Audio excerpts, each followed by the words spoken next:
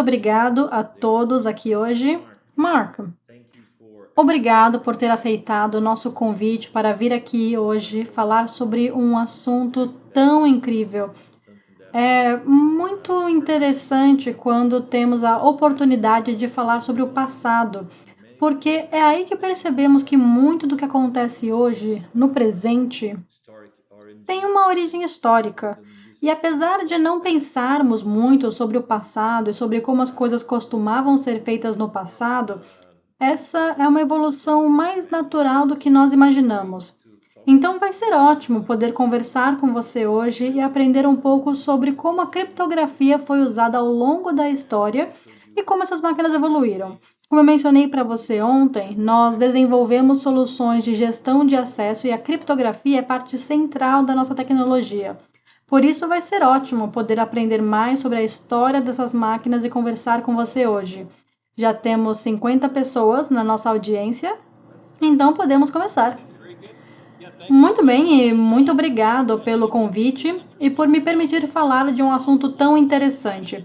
Uma das minhas grandes paixões é justamente colecionar essas máquinas antigas. Então, Marcos, eu vejo que você tem uma coleção delas aí atrás e eu tenho uma parecida também. E se entendemos a história que precede a gente, podemos entender quais são os desafios de hoje. Então, eu vou compartilhar a minha tela. Vamos ver se funciona. Estão vendo direito? Acho que sim, né? Bem, hoje, então, eu vou passar os próximos 30 ou 40 minutos falando sobre um problema interessante que foi descoberto em 2015, ou seja, 6 anos atrás. Já havia há muito tempo uma teoria de que aqui nos Estados Unidos, a Agência Nacional de Segurança, a NSA, tinha encontrado uma forma de criar o que nós chamamos de um backdoor nesses dispositivos de criptografia. Mas era uma teoria, sem comprovação.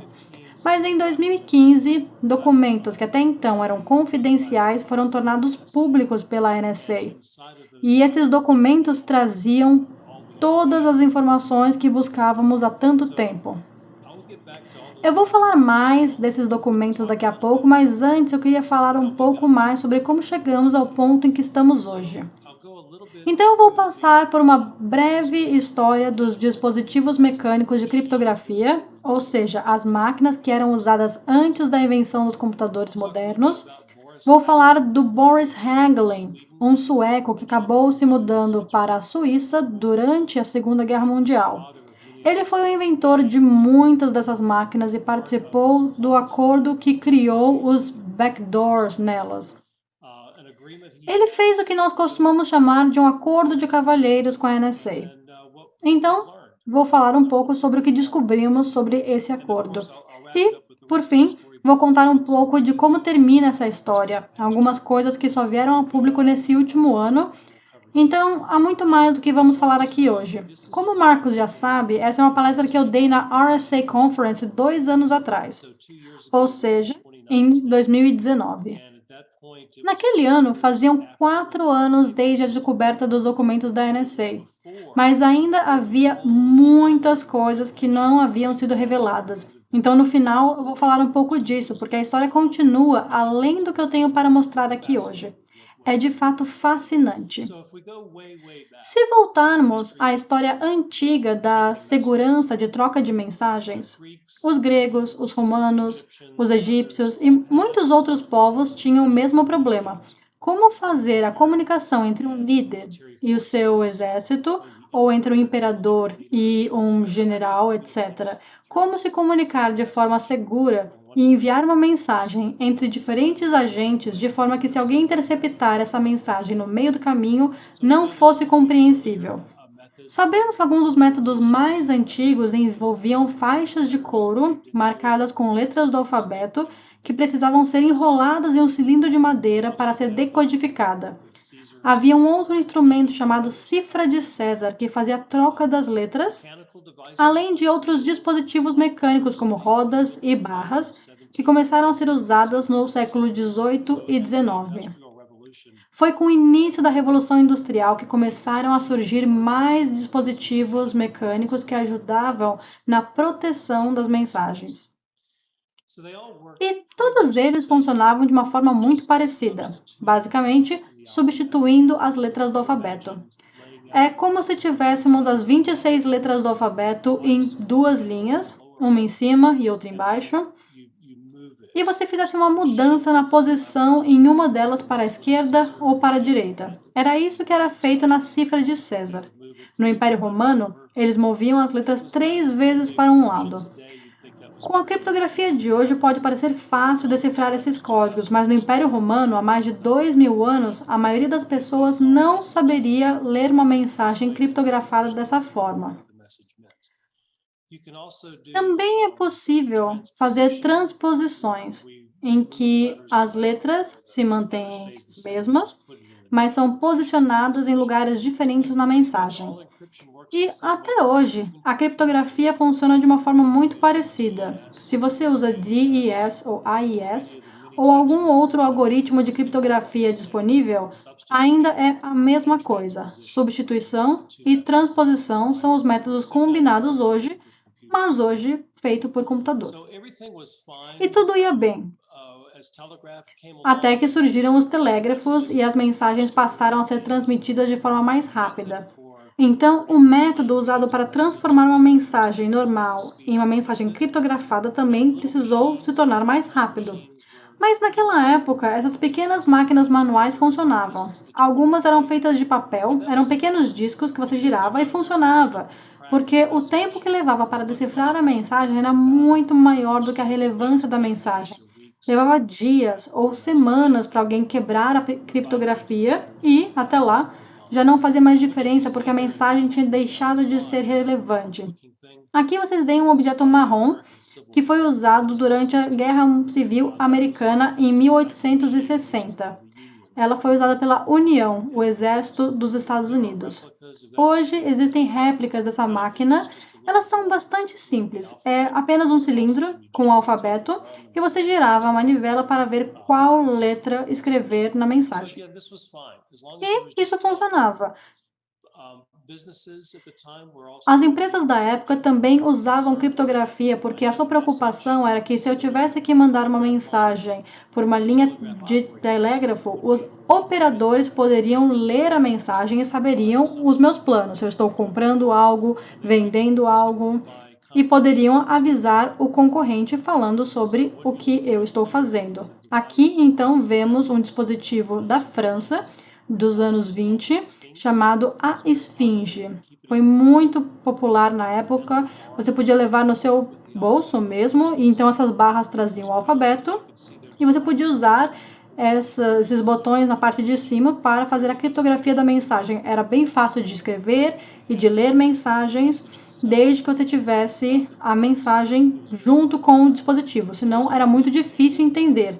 Então funcionava bastante bem na época e ao longo da Primeira Guerra Mundial até os anos 20 funcionou bastante bem. Mas com a popularização do rádio, as mensagens se tornaram ainda mais rápidas. E no rádio qualquer pessoa pode ouvir a sua frequência. Então surgiu a demanda de melhorar a criptografia. Nesse momento, então, nos anos 20, usava-se muito as máquinas de escrever. E você pode ver até na coleção do Marcos que tem algumas bastante comuns naquela época. Então, em 1917, 18 e 19, foram feitas várias invenções, logo depois da Primeira Guerra Mundial, onde transformaram as máquinas de escrever tradicionais de forma que, quando você apertasse um botão, a letra que saísse fosse criptografada.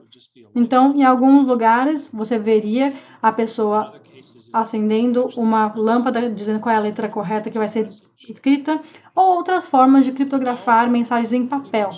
Mas o funcionamento era bem parecido em relação a usar substituição e transposição de letras. O mesmo princípio de antes. E todos nós estamos bastante familiarizados com a máquina chamada Enigma, que foi usada pelos alemães na Segunda Guerra Mundial. ela foi inventada em 1918 e foi muito usada também por negócios e empresas nos anos 20 e até mesmo aqui no Ocidente, na América do Sul, na América do Norte. Muitas empresas usavam as máquinas Enigma, mas quando os nazistas tomaram o poder em 1933, eles adotaram o uso da Enigma para funções militares e impediram a venda dessas máquinas fora da Alemanha. Então, algumas pessoas colecionam essas máquinas e algumas pessoas ainda buscam as versões dos anos 20, mas elas são muito raras. Hoje só são vistas em museus, mas é bem interessante quando são encontradas. Ainda há algumas. Eu poderia falar um dia inteiro só sobre a Enigma, mas nós não estamos aqui para isso hoje. Mas a Enigma foi usada muito depois do fim da Segunda Guerra Mundial, até os anos 60, porque os nazistas acreditavam que elas não podiam ser decifradas. Nós, na verdade, convencemos os soviéticos que nós não sabíamos decifrar a Enigma, que então também convenceu o exército alemão a continuar a usar essas máquinas para que nós pudéssemos continuar a lê-las. O que é até uma história bastante engraçada sobre o que aconteceu na Segunda Guerra Mundial, e dá uma palestra inteira só sobre isso. Mas hoje nós vamos falar sobre uma outra questão. Uma empresa chamada Crypto AG, da Suíça. Eles fecharam, na verdade, 2 anos atrás. Eu vou até explicar para vocês por quê. Mas a história deles começou com um senhor chamado Boris Hagelin, da Suécia, e ele era um engenheiro mecânico envolvido bastante na questão de criptografia dos anos 20. E então ele construiu máquinas que ele começou a vender na Suécia, e elas se tornaram muito populares e eram concorrentes da Enigma. E durante a Segunda Guerra Mundial, ele trabalhou na Suécia, mas logo depois ele se mudou para a Suíça, que é onde eles ficaram até fechar alguns anos atrás. As máquinas que eles desenvolviam, eles tinham números que começavam com a letra C, de criptografia, e depois um número, por exemplo, C35, C52, que normalmente se referia ao ano em que foi inventada. E vamos falar bastante sobre a C52 e a CX52, que foram ambas feitas em 1952. E isso é importante porque se você olhar aqui essa máquina à esquerda, ela foi a B21, ou seja, feita em 1921, muito parecida com a Enigma aqui à direita. Então elas eram concorrentes na época, mas por dentro a tecnologia era diferente. Então a Enigma, ela funcionava da seguinte forma: tinha vários rotores e a eletricidade passava por eles, e cada vez que você apertasse uma tecla, a luz que apareceria com a letra escrita seria diferente. Então, é um movimento bastante previsível. A B21 era diferente. Usava algumas rodas que criaram uma máquina de 5x5, uma matriz de 5x5. Então, essa abordagem era até mais difícil que a Enigma na sua decodificação. Mas elas quebravam muito, porque os problemas mecânicos eram bastante grandes e era preciso muita manutenção. A Enigma não, elas funcionavam muito bem, desde que você cuidasse bem delas, elas funcionavam para sempre. Então, você podia ter uma ótima criptografia, com uma máquina que quebrava bastante, ou uma criptografia que não era tão boa, mas as máquinas eram muito confiáveis. E os alemães escolheram as Enigmas, mas outras pessoas usaram as máquinas Hagelin por bastante tempo. E depois essa abordagem foi mudando, mas vamos chegar lá depois.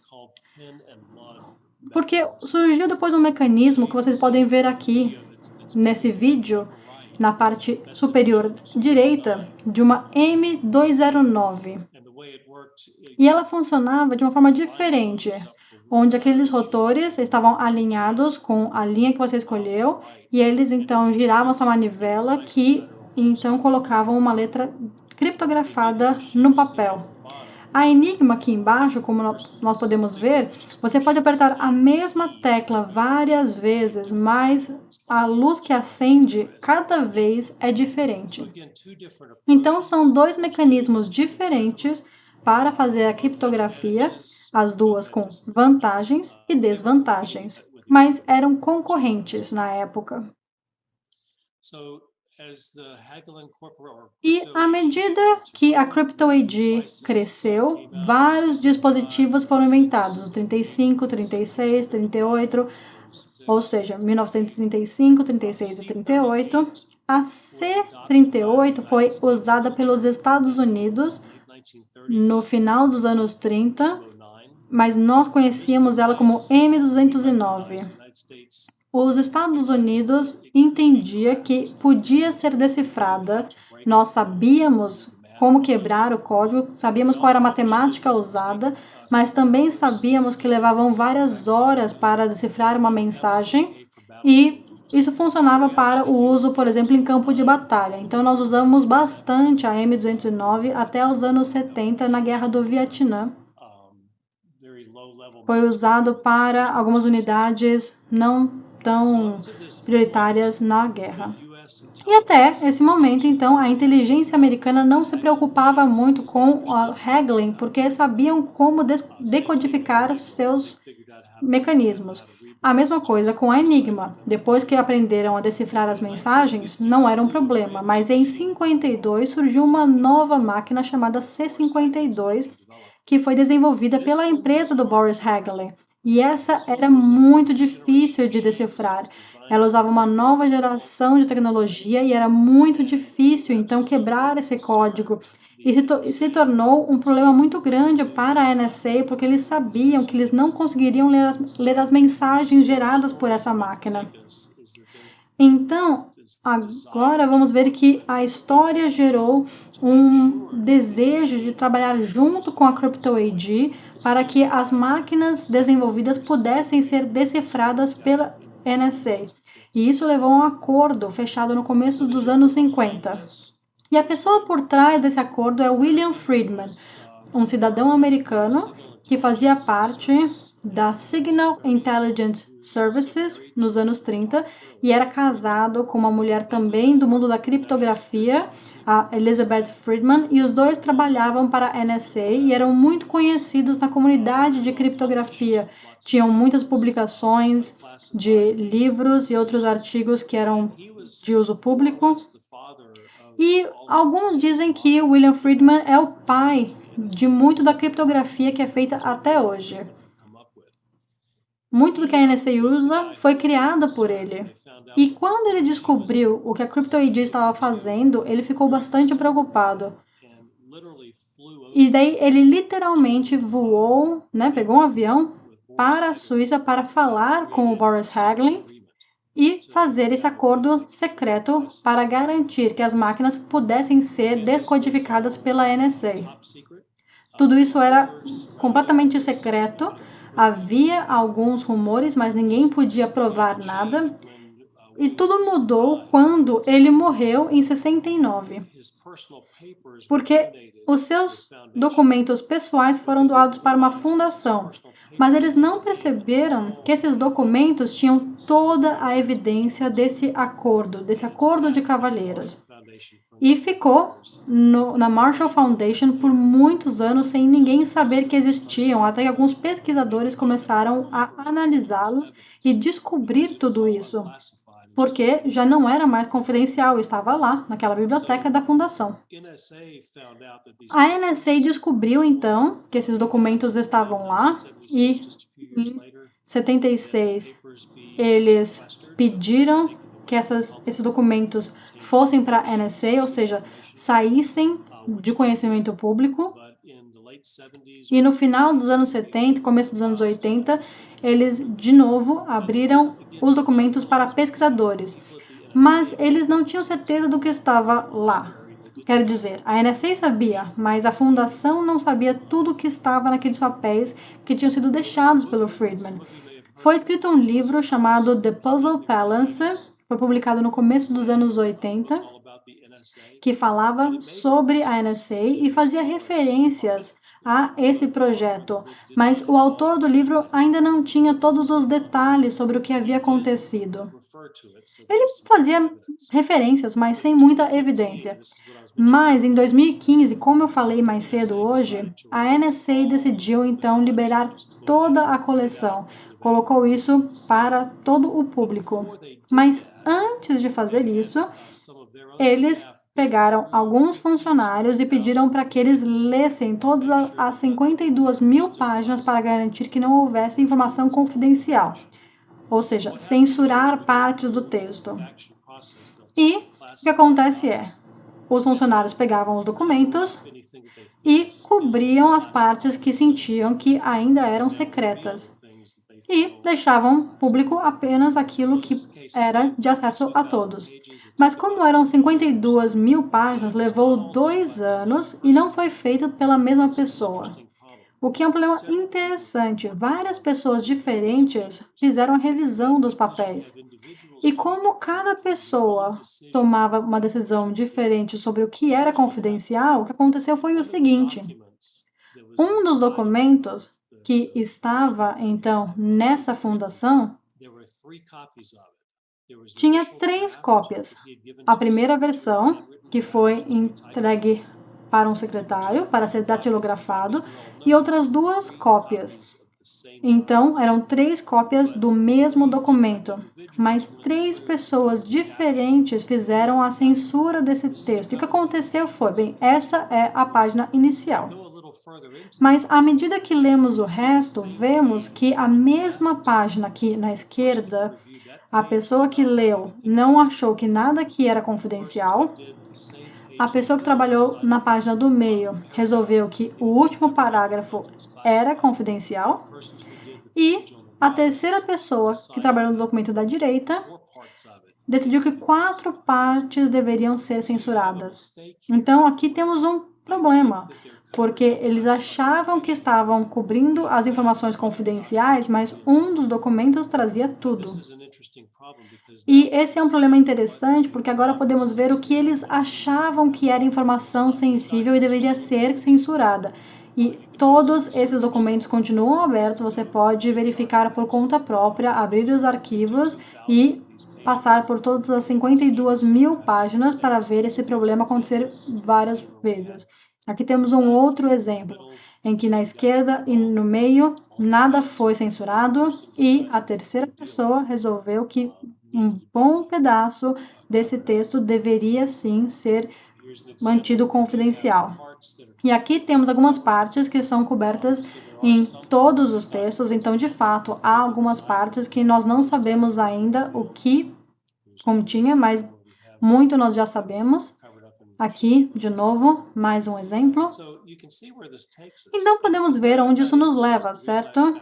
E eu descobri tudo isso porque, como eu coleciono esse tipo de máquina, eu encontrei o que nós chamamos de uma T52, que é uma máquina bastante grande que foi desenvolvida para o que nós chamamos de teletypewriters, que é uma máquina telegráfica que o que você colocasse ali era primeiro criptografado nessa máquina e depois era mensagem enviada por cabos, como os telefones normais.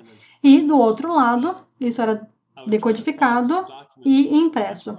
Eu estava pesquisando um pouco sobre isso e foi quando eu encontrei esses documentos de 2015, porque eu via várias menções ali sobre esse dispositivo. E foi assim que eu descobri esses papéis e vi que havia essas censuras diferentes. E eu liguei para a NSA e perguntei, você está sabendo, não é, que temos informações confidenciais abertas ao público? E eles falaram, sim, a gente sabe, até porque a BBC já descobriu isso e eles já fizeram uma notícia inteira sobre isso. Então, vocês podem ler a matéria da BBC, que foi publicada, então, 6 anos atrás. Mas não foi um artigo que deu muito público, ficou no ar 1, 2 dias e depois foi esquecido. Mas naquela época não sabia-se tudo ainda, mas de qualquer forma é bastante interessante olhar. Mas o que aconteceu então? Qual foi o problema descoberto?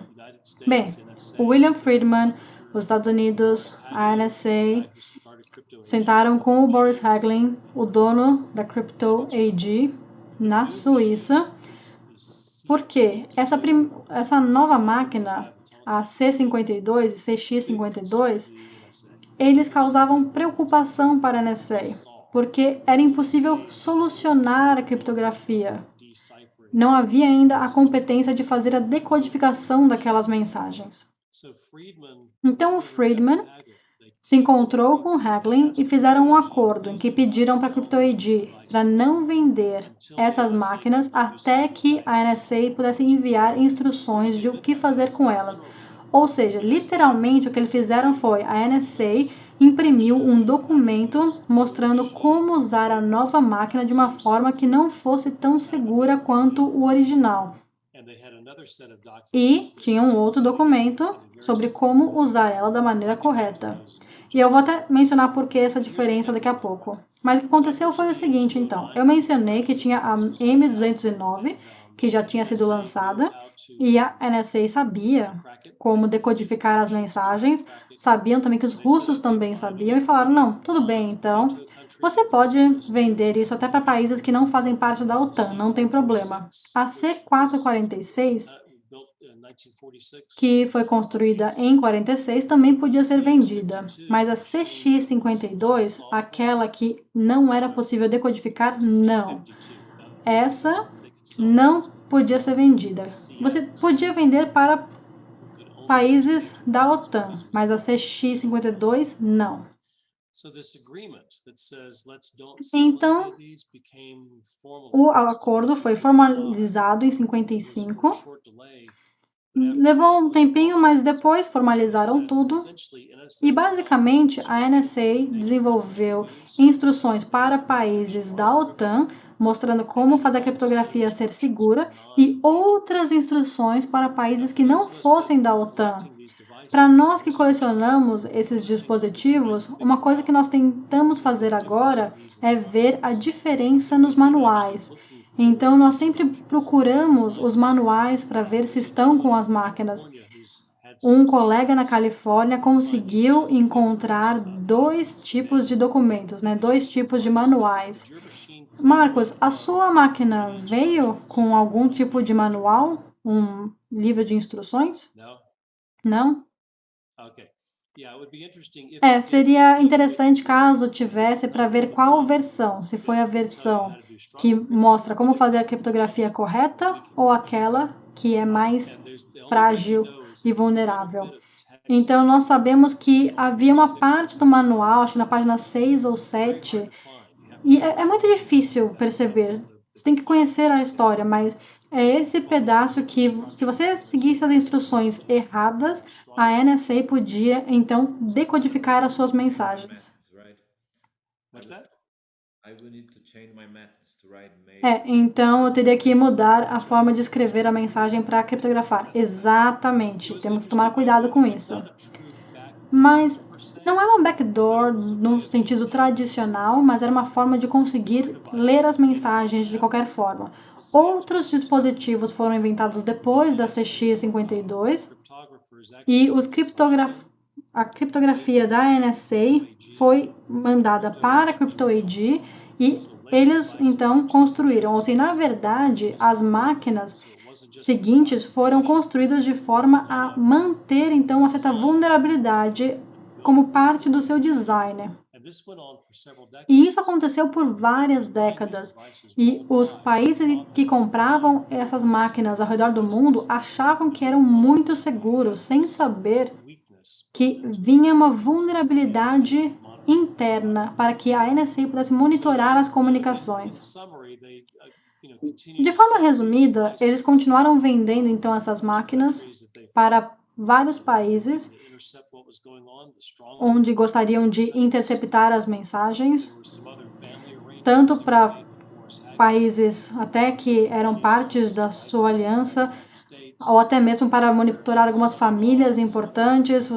Algumas pessoas queriam, por exemplo, verificar o que certas pessoas estavam fazendo. E eu acho que até daria um filme muito interessante. Quem quisesse, podia fazer um filme de espião muito bom. Até porque a história continua, não foi algo que parou no ano 50. Na verdade, o Irã comprava bastante dessas máquinas. Israel também. O Egito também. Muitos países compravam. E, pelo visto, Israel sabia o que estava acontecendo, conhecia esse acordo secreto e contou isso para os russos. E os russos, na verdade, já sabiam disso porque eles tinham espiões nos Estados Unidos.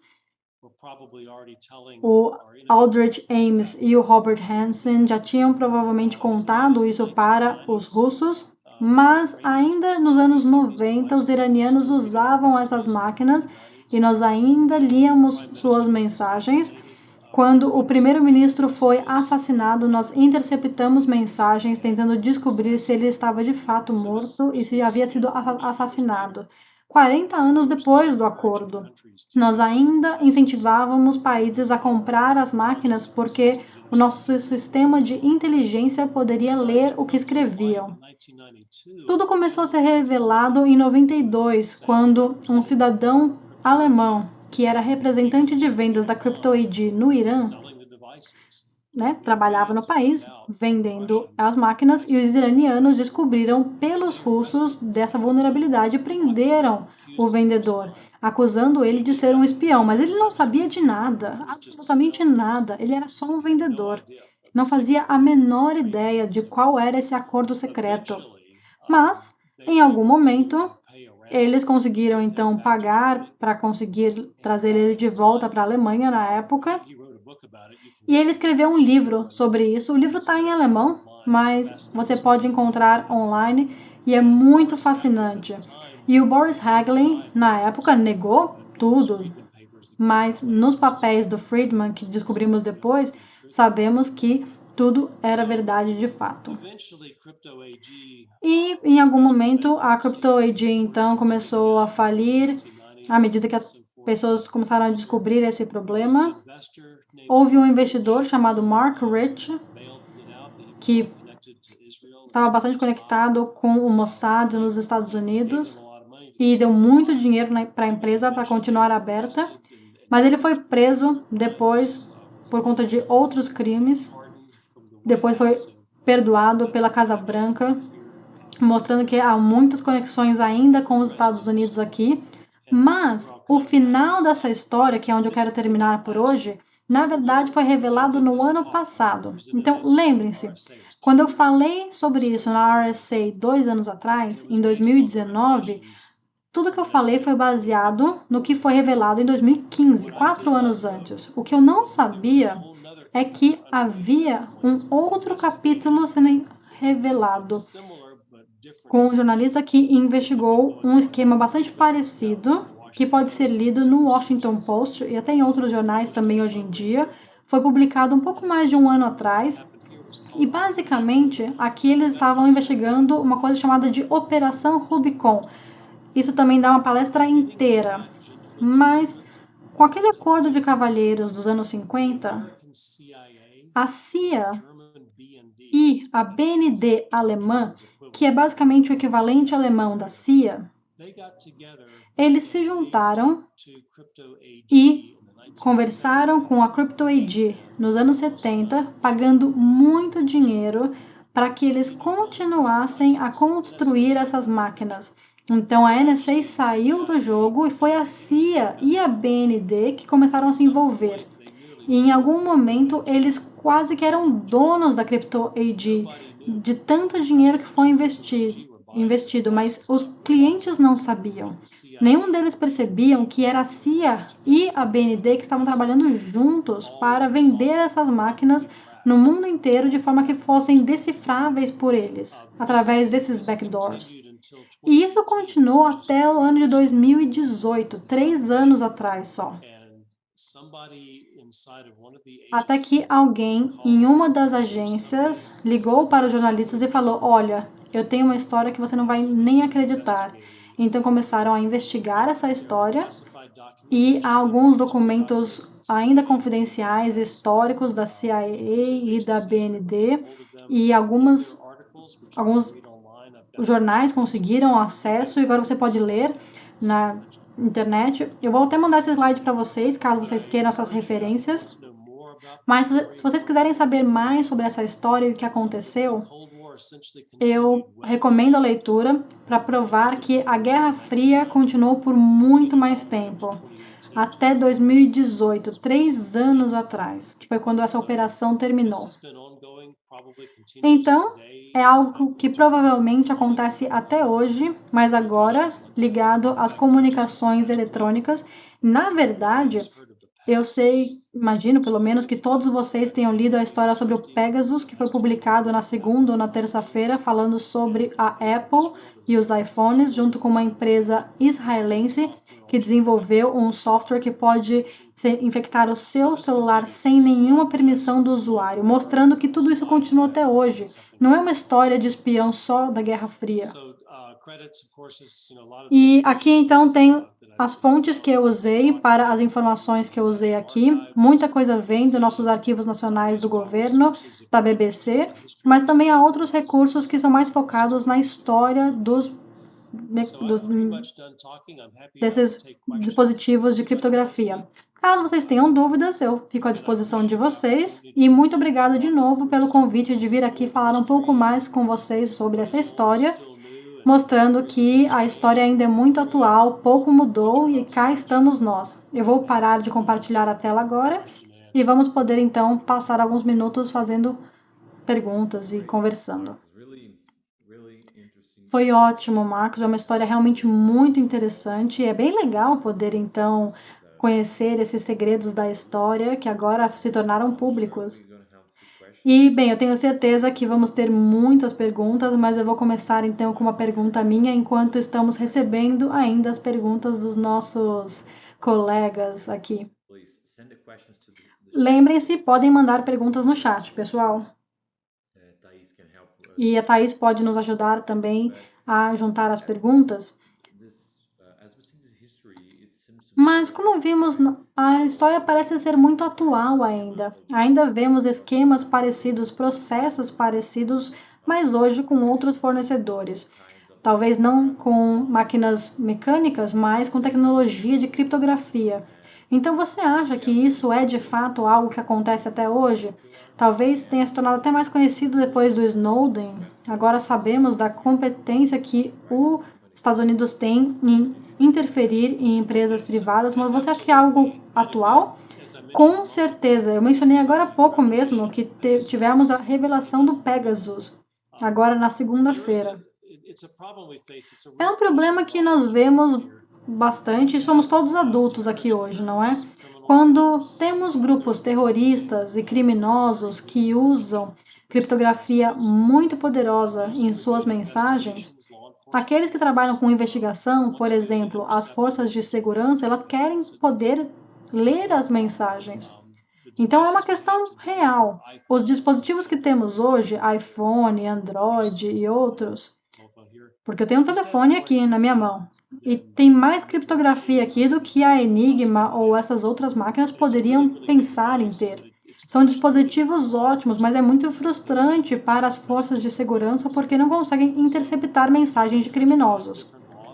Então, países diferentes têm leis diferentes. Alguns países exigem que a criptografia tenha uma backdoor, faz parte da lei nacional. Outros proíbem isso completamente.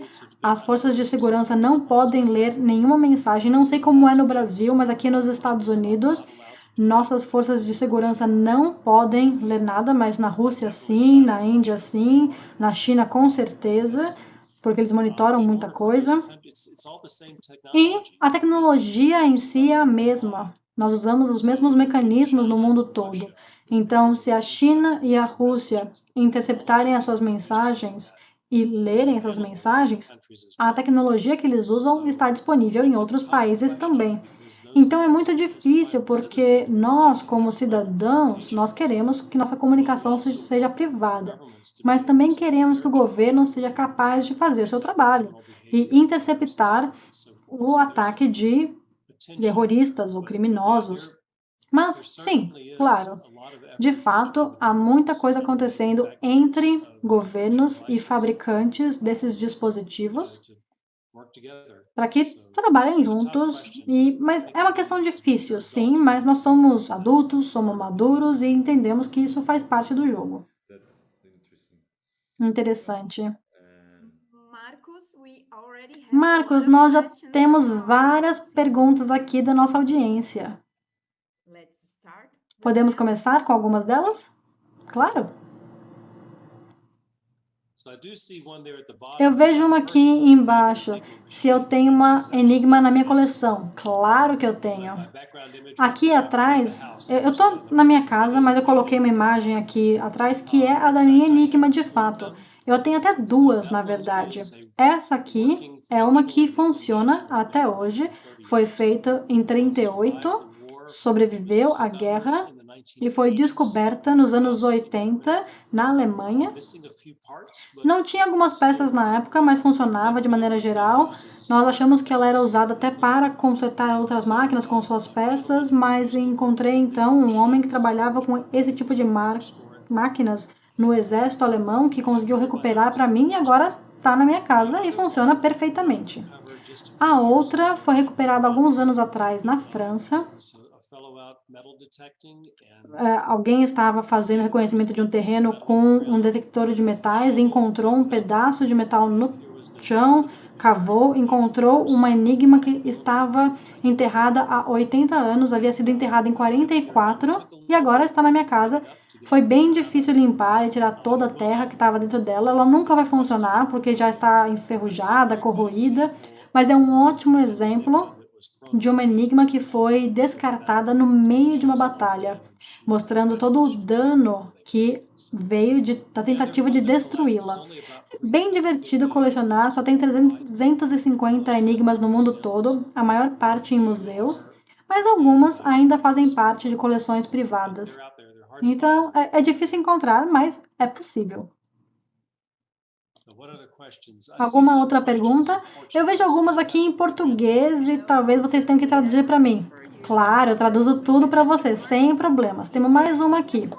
Existe alguma forma não tão cara para criptografar nossos próprios celulares hoje? Como podemos escapar da espionagem?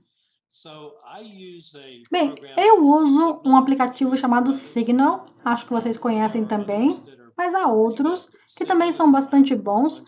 Signal, então, é um aplicativo para iPhone ou Android e as pessoas que desenvolveram fizeram uma criptografia muito boa e ninguém nas forças de segurança gostam muito dela porque, de fato, é muito segura, mas em alguns países o uso dele é ilegal. Então, eu tenho que tomar cuidado, porque, tudo bem, nos Estados Unidos eu posso usar. No Brasil, eu imagino que também. Mas, com certeza, na Índia e em outros países, não. Então, é preciso ver, porque eu sei que temos pessoas aqui em outros países também hoje, então é preciso verificar se é legal, né, usar isso no seu país. Porque, senão, isso pode trazer problemas para você. Então, essa é uma questão, porque cada país tem uma legislação diferente e, como eu disse, somos todos adultos e temos que entender que países diferentes vão ter abordagens diferentes em relação à privacidade. Então, é preciso conhecer a legislação do seu país antes de tomar uma atitude. Exato. Temos mais uma aqui. Na sua opinião, qual é o papel do governo em evitar ataques considerados críticos à nossa economia e infraestrutura, como o caso da Colonial Pipeline? Essa é uma questão interessante, porque o ransomware que foi usado na Colonial Pipeline foi um ataque criminoso. E não é como um ataque feito por um governo, por exemplo, como bombardear uma ponte ou invadir um território inimigo com o seu exército. Foi um grupo de criminosos que usou um software criminoso para atingir uma empresa que tinha um oleoduto.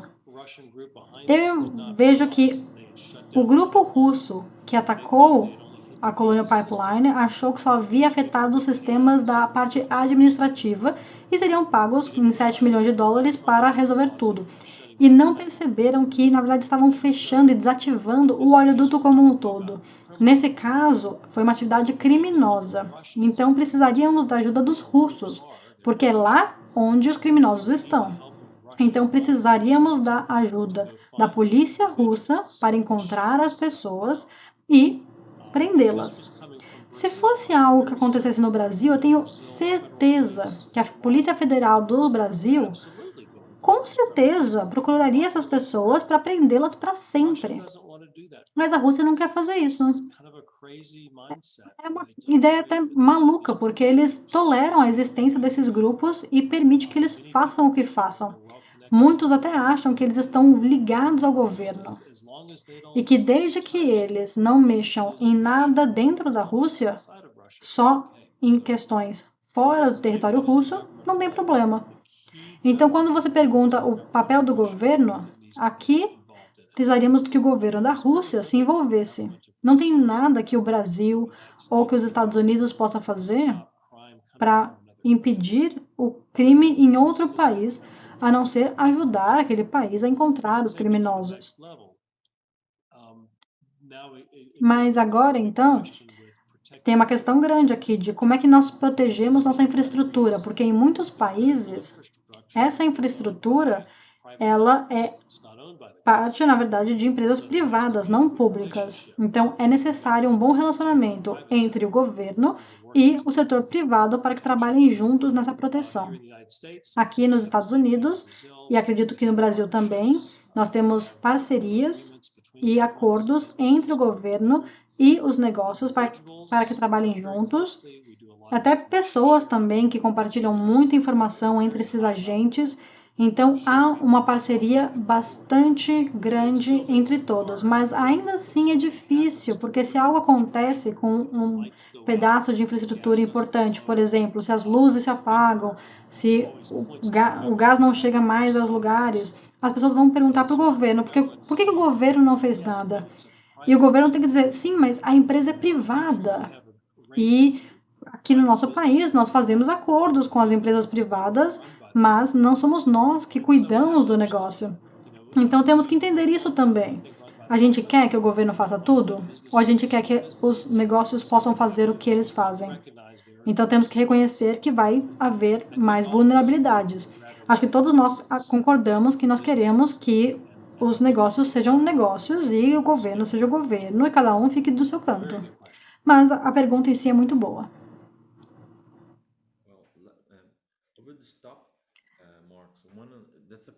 E, verdade, essa é até uma preocupação nossa, porque nós fazemos parte desse sistema. Nós oferecemos tecnologia de cibersegurança para empresas e há muitas oportunidades aqui para falar bastante sobre isso de fato e ver qual é o impacto da nossa tecnologia para essas empresas e também qual é o impacto na sociedade como um todo.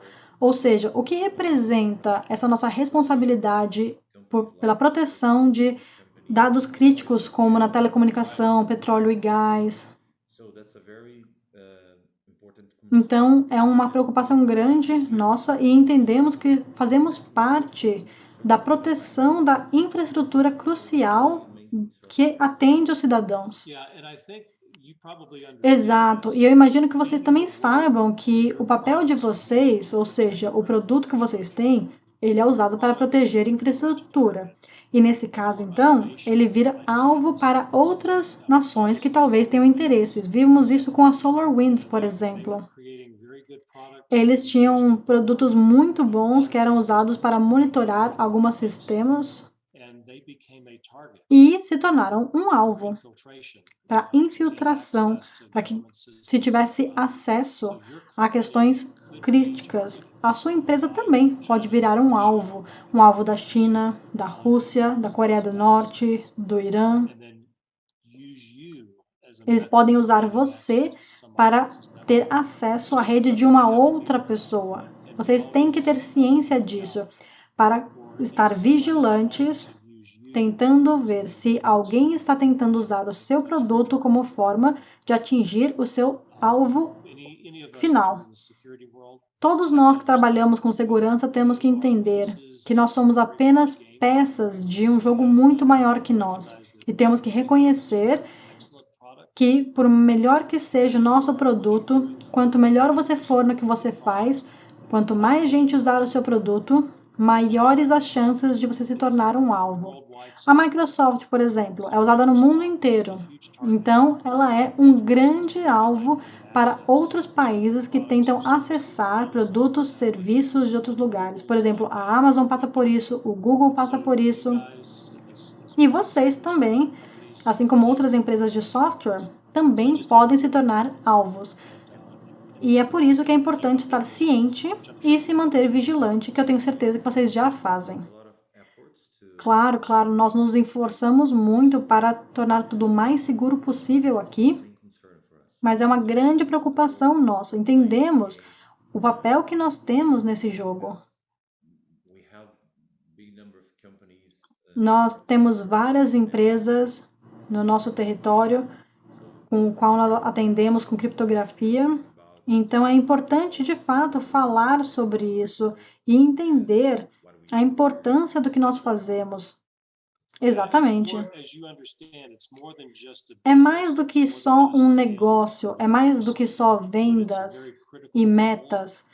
Vocês têm um papel muito crucial na proteção da sociedade, da infraestrutura.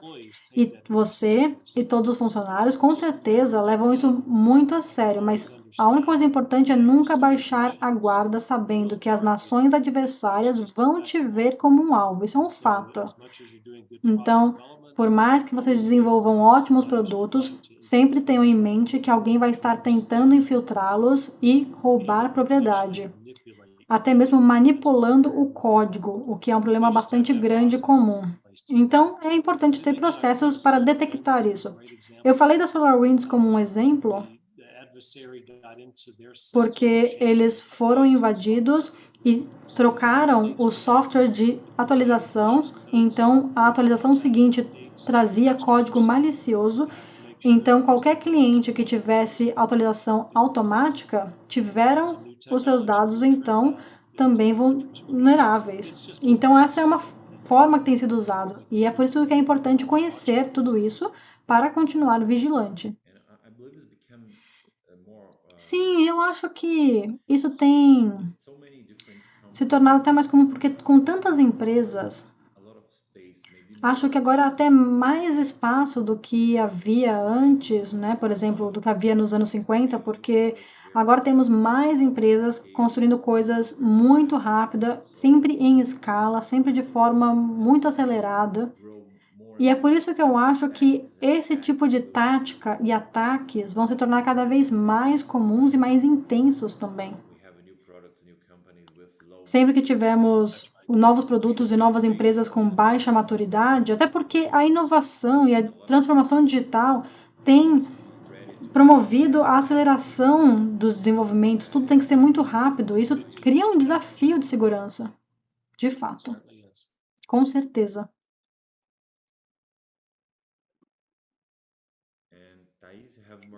Thaís, temos mais alguma pergunta? Sim, temos mais algumas, mas antes vamos voltar um pouquinho para as máquinas, porque muita gente está curiosa em relação a elas. Quanto dessa tecnologia é usada até hoje? Você sabe se alguma delas ainda é usada? As máquinas mecânicas, e desculpa se vocês ouvirem um relógio aqui no fundo, não sei se vocês conseguem ouvir no meu microfone. Vocês escutam? Sim, mas não tem problema, porque aqui no Brasil nós temos várias igrejas que tocam o sino e é igualzinho o seu relógio. Esse relógio é do meu avô, tá atrás de mim, eu tinha que ter desligado, eu esqueci, mas não se preocupem, vai parar daqui a pouquinho. Bem, as máquinas mecânicas, então, não são mais usadas agora. Elas são só peças para curiosos, porque os computadores já substituíram todas elas. Não conheço ninguém que ainda use máquinas mecânicas para criptografia, só para usos mais educacionais, claro. Mas as eletrônicas começaram a surgir nos anos 60 e 70 e também usam as mesmas questões, então também é importante conhecer de quem compramos, porque também pode haver backdoors e outras coisas no seu design. Houve muita suspeita em relação a isso, e há, na verdade, em relação aos aplicativos, por exemplo, o TikTok, que vem da China. A pergunta é, claro, o aplicativo pode ser uma ótima rede social, mas o que mais ele faz? O que mais ele acessa no seu celular? Será que ele faz alguma coisa além do que ele diz que faz? Então, o problema é maior do que só a criptografia em si. Porque, como agora todos nós temos um celular pessoal, e todo mundo tem, por exemplo, um iPhone ou um Android, porque são as duas principais fabricantes, você confia nos aplicativos que você instala, você sabe quem desenvolveu, o que ele faz. E muitos deles, claro, você pode ligar ou desligar as permissões, mas como você sabe que aquilo funciona? Se eu clicar não acesse o microfone, você tem como garantir que de fato ele não está acessando seu microfone?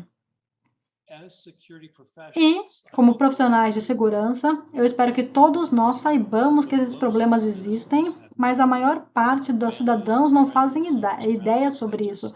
Amigos, familiares, eles só acham que funciona como diz que funciona.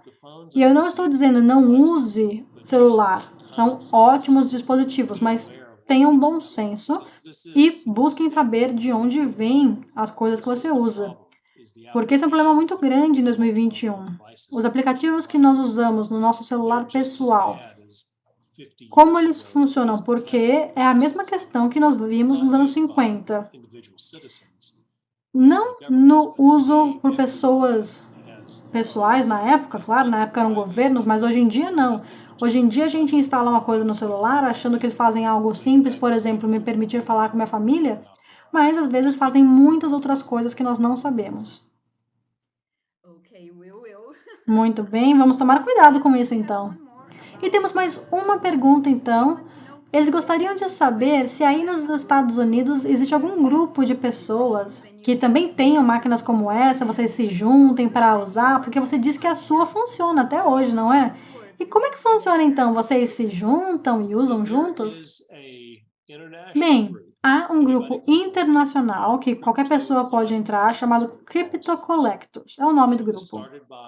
Foi fundado por algumas pessoas na Grã-Bretanha, na Inglaterra, onde grande parte da criptografia da Enigma foi decifrada na época. Eles têm um grupo agora lá, que foi iniciado também com cidadãos americanos, mas normalmente operadores amadores de rádio, que sempre foram pessoas também apaixonadas por comunicação. E isso começou acho que 25 anos atrás, mas uma vez por ano eles se juntam, cada um leva a sua máquina.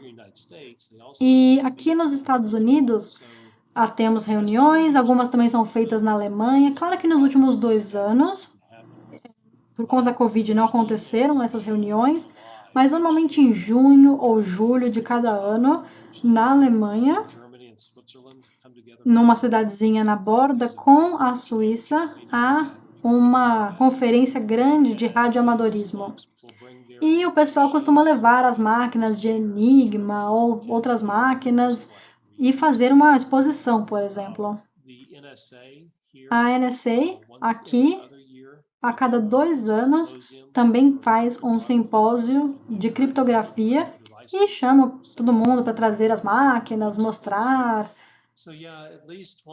Então, pelo menos 1 ou 2 vezes por ano a gente faz isso, mas claro que com a Covid tudo foi cancelado, mas a gente se junta assim e cada um leva as máquinas que tem na coleção e é legal até, porque algumas funcionam até hoje. Então, se tivermos, por exemplo, 2 enigmas, alguém pode escrever uma mensagem em uma e outra pessoa recebe e depois então passa para decifrar. E os russos tinham uma máquina chamada Fialka, que vocês podem ver aqui no cantinho.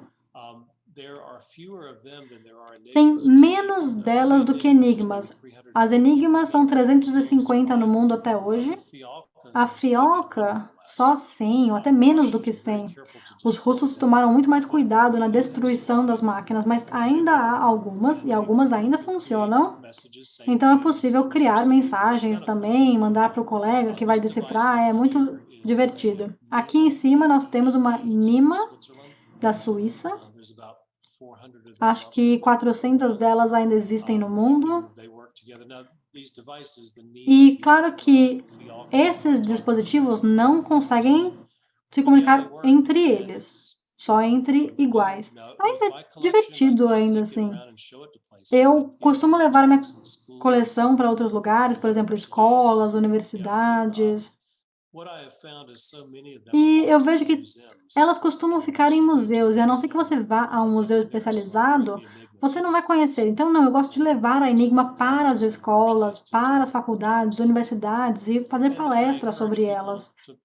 E eu sempre peço para as pessoas clicarem, apertarem os botões, porque são máquinas que foram feitas para ser usadas, na verdade. Se ficarem atrás de um vidro no museu, elas vão travar em algum momento, porque a parte mecânica precisa ser exercitada para continuar funcionando. Então, sim.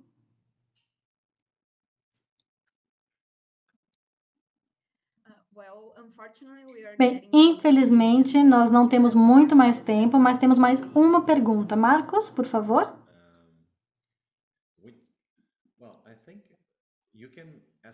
Acho que, Thaís, você pode perguntar, então, não tem problema. A última aqui que nós temos.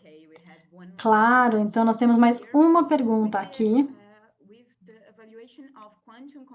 Com o surgimento dos computadores quânticos, há o risco de um colapso na segurança? Há algum plano B para nós? A questão com o quântico é uma palavra que ficou muito famosa agora, como IA e outras coisas. Todo mundo se preocupa com o computador quântico, mas não precisa, porque isso é uma coisa mais distante ainda. A IBM e outras empresas têm desenvolvido protótipos de computadores quânticos. Mas a questão aqui, na verdade, é que basicamente eles oferecem velocidade. Eles não fazem nada que um computador novo não faça. Eles fazem mais rápido.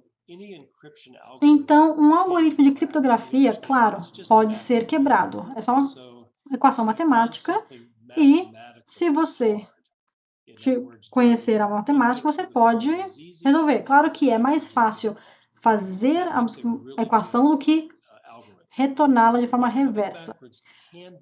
Mas isso pode ser feito se houver potência computacional. E esses computadores oferecem isso. Por outro lado, você pode fazer uma criptografia também mais longa, ou seja, criando algoritmos de criptografia que sejam tão grandes que fique muito difícil até mesmo para um computador quântico de resolvê-lo. E também algumas questões em relação a algoritmos que, bem, eu não sei se vocês estão por dentro da física quântica que tem sido descoberta agora. Não é a questão da computação quântica, a física quântica mesmo, em que você pode ter dois fótons muito distantes, mas que estão ligados um ao outro. Se isso for real, imagine usar isso como uma forma de comunicação. Então, nós talvez nem precisemos de outras formas de comunicação, porque nós vamos, na verdade, manipular os átomos. Coisas que nós nem entendemos hoje, mas pode se tornar algo comum. Por exemplo, 100 anos atrás, a ideia de mandar comunicação por uma fibra óptica era absurda, não fazia nem sentido. E hoje em dia se tornou lugar comum. Daqui a 100 anos, talvez a comunicação aconteça por fótons, que estão conectados de maneira quântica. Talvez isso seja normal para eles. Então, não se preocupem. À medida que a tecnologia melhore, a criptografia também vai melhorar e a comunicação vai melhorar. Então, acho que muito do que nós vemos agora, em que as pessoas se preocupam muito sobre como vai ser a segurança no futuro, eu não me preocuparia. A grande questão, na verdade, é, em teoria matemática, nós sabemos que o fatoramento de números grandes em números primos é algo muito difícil. Se alguém descobrir como fazer isso de uma maneira mais fácil, vai ser um grande herói, e isso sim iria balançar a criptografia, porque muito da criptografia é baseado nisso. Não tem nada a ver com quântico, mas sim com teoria numérica. Então, caso você queira, de fato, mudar a criptografia, resolva esse problema matemático, e isso sim vai assustar as pessoas, muito mais do que a física quântica. Mas eu deixo para os matemáticos resolverem isso, então.